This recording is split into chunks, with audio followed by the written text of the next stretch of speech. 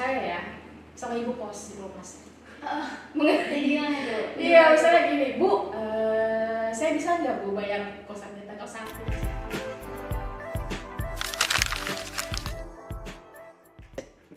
Halo HIers, dimanapun kalian berada, selamat datang di podcast Himahi. Dan sebelumnya kenalin nih, aku di sini sebagai host kalian dan nama aku Tri Putri. Dan aku juga sebagai host kalian, nama aku Edin. Dan sekarang kalian sedang mendengarkan Himahi Podcast. Nah, jadi di episode kali ini kami berdua bakal temenin kalian di selama acara podcast ini berlangsung. Bener banget, dan tema podcast kita kali ini bakal membahas salah satu hal dasar yang ada di ilmu hubungan internasional, yaitu diplomasi.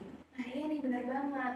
Jadi diplomasi itu sebenarnya udah ada di mata kuliah HI itu sendiri teman-teman. Cuma bedanya di sini kita mau membahas itu dengan pembawaan yang lebih fun dan santai kali ya, supaya teman-teman yang di luar mahasiswa HI itu juga bisa pada tahu sebenarnya diplomasi itu apa sih. Bener banget, Tri. Jadi teman-teman semua bakal mengerti soal diplomasi karena kami berdua akan membawakan podcast ini dengan santai dan tentunya easy listening. Nah, di era globalisasi saat ini kan praktik diplomasi modern itu udah sering banget tuh ditemuin. Kalian pernah mikir nggak sih gimana bisa diplomasi ini tuh ada? Iya, kira-kira gimana sih sebenarnya sebelum diplomasi berkembang seperti sekarang? Pasti diplomasi itu punya sejarahnya sendiri. Benar. Langsung aja nih kita kenalan sama narasumber kita kali ini. Dan FYI teman-teman, narasumber kita kali ini tuh merupakan dosen baru yang ada di Prodi Hubungan Internasional dan kebetulan fokusnya itu juga ada di diplomasi. Iya benar. Jadi mungkin kita sapa aja kali ya. Halo Bu Rizky. Halo. Gimana nih Bu kabarnya Bu? Kabarnya baik, Alhamdulillah. Kalau gitu mungkin Ibu bisa kenalan lebih lanjut dulu kali ya supaya teman-teman HI bisa mengenal Ibu ini siapa. Oke, halo, perkenalkan nama saya Rizky, saya dosen baru di Ilmu Hubungan Internasional Mulauman. Dan sekarang saya sedang fokus latihan dasar CPNS. Jadi saya belum mengajar, mungkin di semester depan saya mengajar nantinya kepada mahasiswa Ilmu Hubungan Internasional. Nah, karena Ibu belum mengajar dan Ibu sekarang fokusnya ke latihan dasar CPNS ya Bu. Nah, gimana sih pelatihan dasar CPNS itu? Ibu sekarang sibuknya tuh kayak gimana? Jadi kita itu membuat 4 kegiatan dari pelatihan dasar itu. Pertama kita diberikan materi dulu, terus kita nanti akan membuat kegiatan, 4 kegiatan. Ada seminar rancangan, aktualisasi. Jadi nanti kita pas seminar hasil di LAN RI itu, jadi kita nanti akan memaparkan kegiatan kami dan itu menjadi syarat kelulusan kami sebagai seorang CPNS nanti. Nah oke. Karena kita udah kenalan nih Bu ya, ngomong-ngomong Himahi udah lama banget gak sih nggak ngadain podcast lagi? Benar banget. Terakhir podcast tuh kapan ya? Kayaknya sekitar setahun yang lalu mungkin, udah lama banget. Iya benar. Kira-kira gimana nih perasaan Ibu Rizky diundang pertama kali menjadi narasumber di podcast Himahi tahun ini? Perasaannya pasti deg-degan, karena ini pertama kalinya loh saya ada di podcast seperti ini. Tapi saya sangat senang karena kalian bisa memanggil saya sebagai narasumber. Dan ini menjadi bagian yang sangat penting juga untuk mengasah public speaking saya juga sebagai seorang dosen. Nah, sebelum kita masuk ke pembahasan nih Bu, mungkin omong-omong soal diplomasi nih ya. Kan Ibu kan fokusnya ke diplomasi juga ya. Dan kalau boleh tahu kenapa ya Ibu bisa lebih berfokus ke diplomasi itu? Kenapa Ibu bisa tertarik dan bisa berfokus sama diplomasi itu sendiri? Apakah gimana cerita? Oke, pertama karena S2 saya itu fokusnya di diplomasi. Kemudian tesis saya juga diplomasi perbatasan lebih tepatnya. Jadi saya memang S2 itu fokusnya di diplomasi dan saya dulu ingin jadi diplomat muda seperti kalian mungkin nantinya. Seperti kita juga. Iya, jadi ya sudah karena saya rezekinya ada di jadi dosen CPNS. Jadi sudah saya harus mengabdikan diri saya di Pulau Warman sebagai dosen. Nah, omong-omong soal diplomasi nih Bu, biasanya diplomasi ini kan selalu dipasangkan sama negosiasi tuh. Nah, kenapa sih hal itu bisa terjadi? Dan kalau menurut Ibu itu apa sih makna dari diplomasi dan negosiasi itu? Jadi diplomasi dan negosiasi itu merupakan dua hal yang tidak terpisahkan. Tapi diplomasi itu dia secara garis besar, secara luas untuk mencapai kepentingan suatu negara melalui kerjasama bilateral, multilateral. Jadi kalau negosiasi itu lebih sempit pengertiannya. Dia itu seperti tawar menawar antar negara untuk membuat sebuah perjanjian. Jadi kayak diplomasi, negosiasi itu merupakan bagian dari diplomasi. Diplomasi itu mencakup hal yang luas, sementara negosiasi itu merupakan bagian sempit, tapi mereka saling menyatu kok. Jadi sama, jadi beda tapi sama. Oh, jadi ternyata negosiasi dan diplomasi ini merupakan dua hal yang berbeda ya, cuman masih dalam satu ini ya, Satu kesatuan. satu kesatuan. Nah, Oke. Nah, selanjutnya nih Bu ya, karena yang kita tahu tuh diplomasi sekarang udah sangat berkembang, sangat signifikan ya Bu. Nah, kira-kira sejarah diplomasi itu gimana sih Bu? Kayak munculnya diplomasi itu bagaimana? Terus zaman dulu sebelum ada kata diplomasi, orang-orang tuh gimana sih cara berdiplomasinya? sebenarnya diplomasi ini sudah ada sih ribuan tahun yang lalu, sejak zaman Yunani kuno, zaman Mesopotamia. Jadi dulu itu hanya sebagai utusan-utusan dari suatu kerajaan lain, jadi hanya sebagai utusan dari negara-negara untuk memecahkan konflik gitu. Jadi tidak ada yang resmi kayak misalnya sekarang kita ada dubes, ada diplomat. Jadi dulu hanya sebatas kayak mengirim surat untuk mengatasi konflik. Jadi sebatas itu sih dulu proses diplomasinya. Jadi kalau dulu itu yang di zaman Yunani kuno itu bahasanya itu kayak mendelegasikan orang-orang buat memecahkan Delegasi atau utusan. Jadi belum formal diplomasi, hanya sebagai delegasi atau utusan. Nah, karena itu versi yang belum formalnya, sebenarnya kapan sih Bu kata diplomasi ini muncul dan mulai digunakan secara formal? Secara formalnya di akhir abad ke-18. Jadi itu sebenarnya diplomasi ini ada pas saat perjanjian Westphalia tahun 1948 kan. Jadi sebenarnya itu semua negara-negara menjadi demokratis. Jadi kayak ada dibuatlah sebuah kedutaan-kedutaan besar. Jadi diplomasinya menjadi formal. Jadi ada utusan dari negara, duta besar, seperti itu, ada diplomat. Bukan seperti yang awal tadi yang hanya sebagai utusan atau surat menyurat yang biasa informal. Jadi setelah itu muncullah diplomasi sebagai hal yang formal di negara-negara mencapai kepentingannya. Nah, selanjutnya seperti yang kita tahu nih Bu ya, perkembangannya tadi kan udah satu tadi udah dijelasin juga sejarahnya itu gimana. Dari Yunani kuno, Iya, Mesopotamia, terus ke perjanjian Westphalia, terus Nah, karena kita udah bahas sejarahnya, kita bahas perkembangannya nih Bu. Perkembangannya diplomasi pada saat ini tuh bagaimana? Sekarang tuh pada perkembangan teknologi yang luas ya. Jadi diplomasi itu sebenarnya tidak melulu negara yang melakukan diplomasi melalui diplomatnya. Tapi sekarang itu kita melalui media sosial juga kita bisa berdiplomasi ternyata. Jadi ada diplomasi publik di mana kita bisa ada yang pertukaran budaya, itu bagian diplomasi juga. Kayak misalnya kita mengirim mahasiswa kita ke perguruan tinggi lain, itu juga merupakan diplomasi. Jadi ada pertukaran budaya. Pertukaran pendidikan, pertukaran budaya. Jadi diplomasi itu secara zaman sekarang, jadi itu dia lebih luas, aktornya lebih luas, bukan hanya negara, bukan hanya organisasi resmi, tapi kita sebagai masyarakat awam juga bisa melakukan diplomasi. jadi diplomasi ini tuh sekarang tuh sifatnya sangat fleksibel dan ruang lingkupnya tuh sangat luas banget Ibu ya. Nah, diplomasi ini kan bisa dibilang menjadi salah satu main fokus dari studi hubungan internasional tuh Bu. Nah, yang ada di pikiran orang-orang kalau dengar soal HI itu pasti mikirnya tuh ke diplomasi dan diplomat. Nah, kenapa bisa sih Bu HI dan diplomasi itu berkaitan erat dan kayak nggak bisa dipisahin gitu? Diplomasi sama HI itu seperti apa ya, satu kesatuan. Maksudnya kayak kita di dalam HI itu kita diajarkan bagaimana teknik negosiasi, bagaimana ada kan pengantar hubungan internasional, di mana itu ada diplomasi, praktik diplomasi. Dalam mata kuliah kita juga ada diplomasi teori, diplomasi praktek, nanti ada simulasi sidang.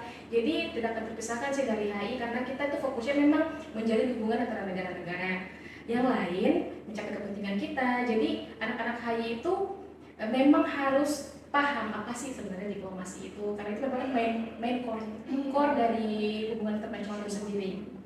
Jadi emang pada dasarnya hubungan internasional sama diplomasi ini erat kaitannya, jadi tidak bisa terpisahkan.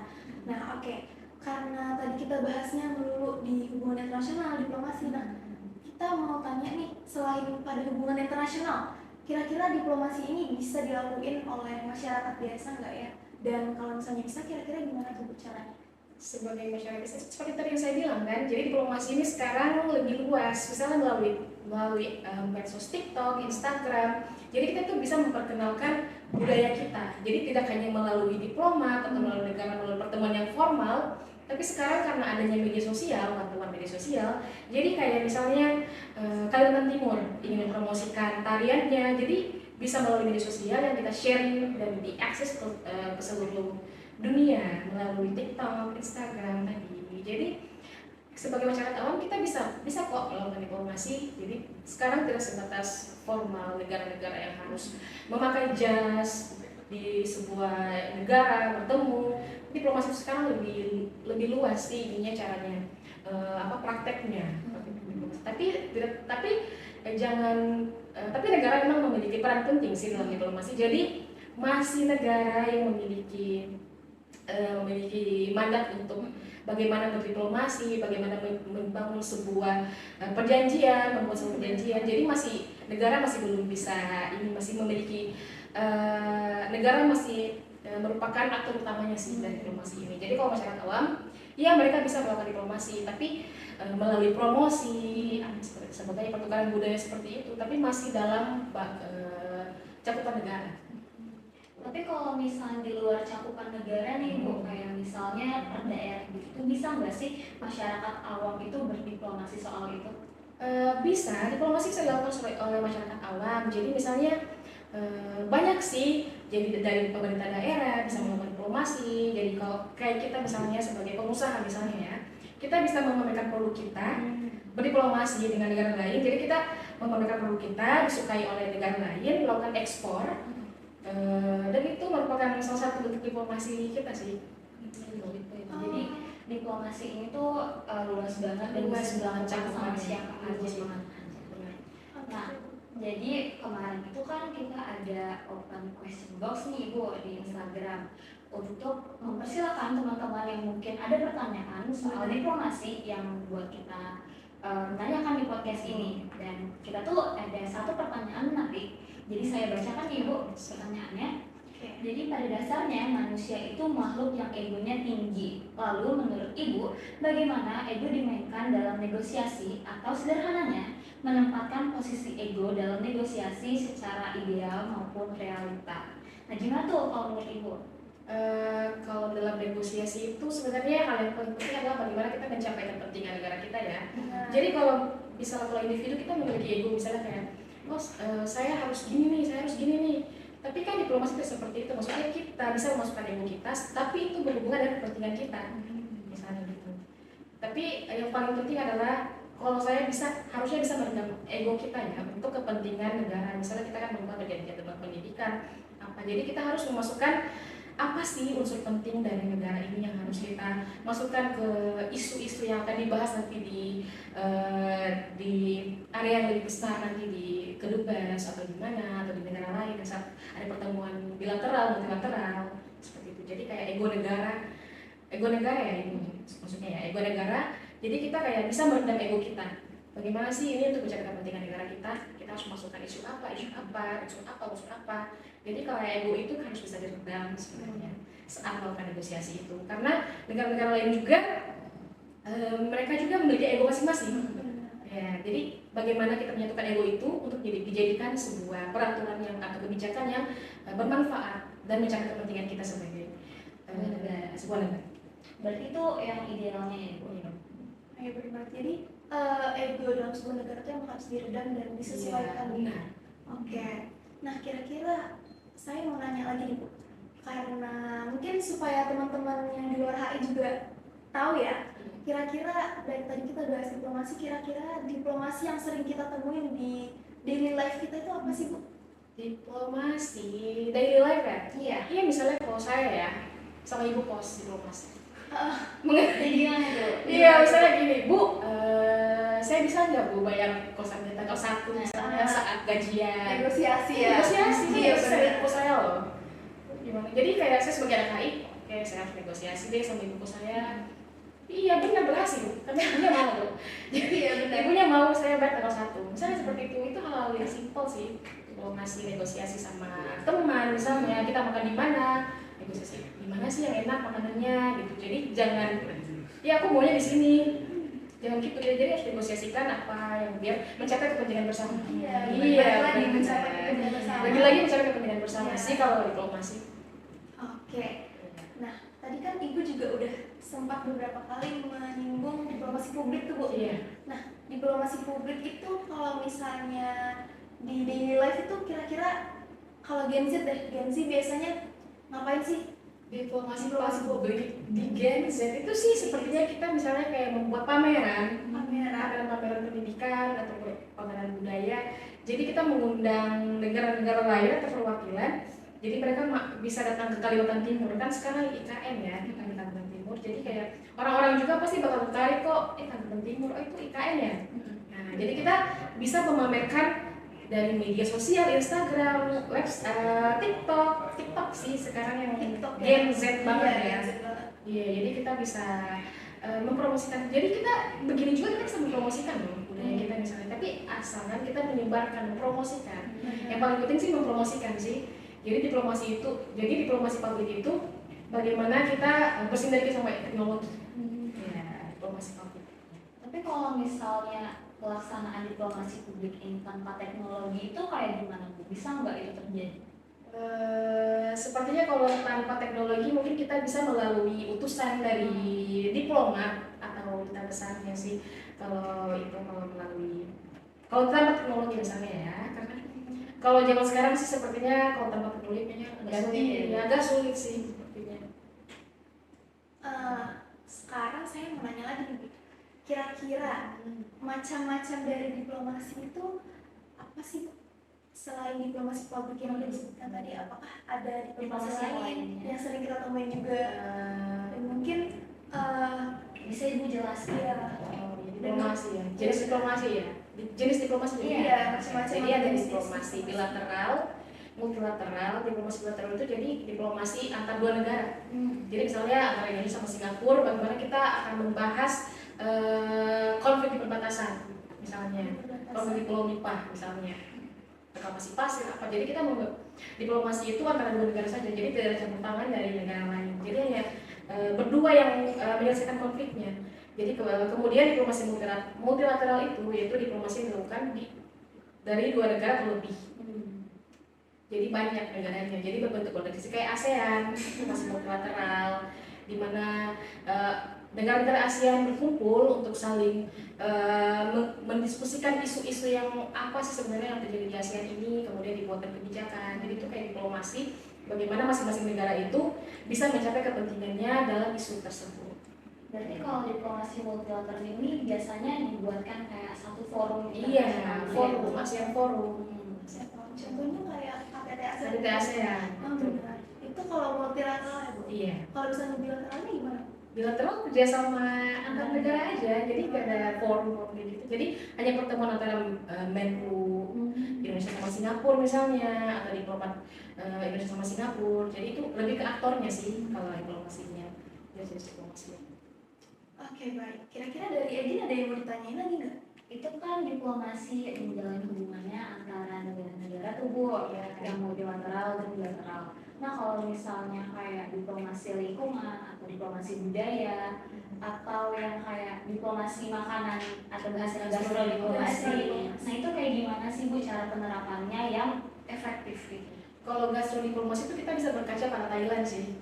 Jadi mereka itu berhasil dalam gastrodiplomasinya, gimana mereka mempromosikan makanannya. Jadi sekarang tuh kita kayak oh ya masakan Thailand. Jadi mereka tuh bisa menarik turisnya melalui makanan, diplomasi makanan. Jadi bukan hanya sebatas, jadi mereka tuh dari konten kreatornya, dari negaranya juga, jadi saling bersinergi untuk mempromosikan kulinernya. Apa sih tom yum, Thai tea, yang paling terkenal Thai tea. Jadi mereka tuh berhasil, salah satu negara yang berhasil untuk melakukan diplomasi itu, diplomasi lingkungan misalnya kayak negara-negara kayak Indonesia sama Singapura kan ada reklamasi pantai ya dari Singapura. Jadi itu mereka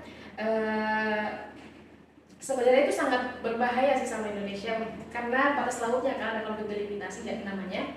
Jadi kayak mereka saling merundingkan, oh ini gimana baiknya kita. Jadi ternyata batas laut kita itu setelah melihat di UNCLOS, berdasarkan UNCLOS, jadi Singapura itu salah, mereka reklamasi pantai sehingga membuat batas negara kita jadi kecil jadinya, jadi sempit ya. Jadi itu mereka mendiskusikannya di forum-forum internasional, mahkamah internasional. Kalau dari Tri ada lagi nggak nih? Nah, itu kan tadi kan fokusnya di pertanyaannya di gastrodiplomasi ya. Nah, kalau misalnya diplomasi budaya gimana tuh? Diplomasi budaya, bagaimana kita membawa budaya ya. Jadi misalnya kayak gini, diplomasi budaya itu misalnya kayak kita membawa tarian jaipong misalnya ke negara lain. Jadi pendidikan sama budaya misalnya kayak ada pertukaran pendidikan ya, exchange. Jadi kalian pasti akan membawa budaya kalian ke negara lain. Jadi mereka melihat, oh Indonesia menarik ya, gitu.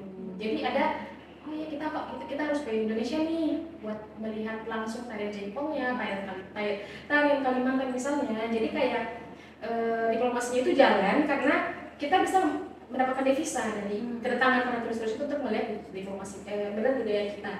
Jadi peran pentingnya lagi teknologi sih, lagi teknologi memiliki peran penting dalam diplomasi zaman sekarang.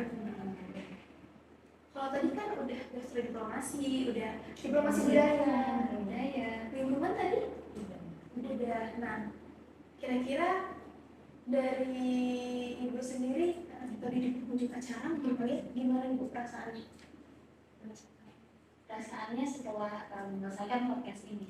Pesan dan pesan ibu. Pesan saya, podcastnya sangat menarik dan ini sangat bagus ya buat, ini kan bukan hanya sebatas podcast ya, tapi ini pembelajaran juga. Jadi nanti mahasiswa hari itu bisa belajar dari saat membuka podcast ini. Kalau sekarang kan Gen Z itu mereka malas ya buka buku, maksudnya kayak gampang ngantuk ya. Jadi mereka bisa akses ke YouTube, Imahi, jadi bisa belajar. Oh diplomasi gimana sih? Oh ternyata gini. Jadi lebih ke visual jadinya, jadi lebih enak. Iya benar banget.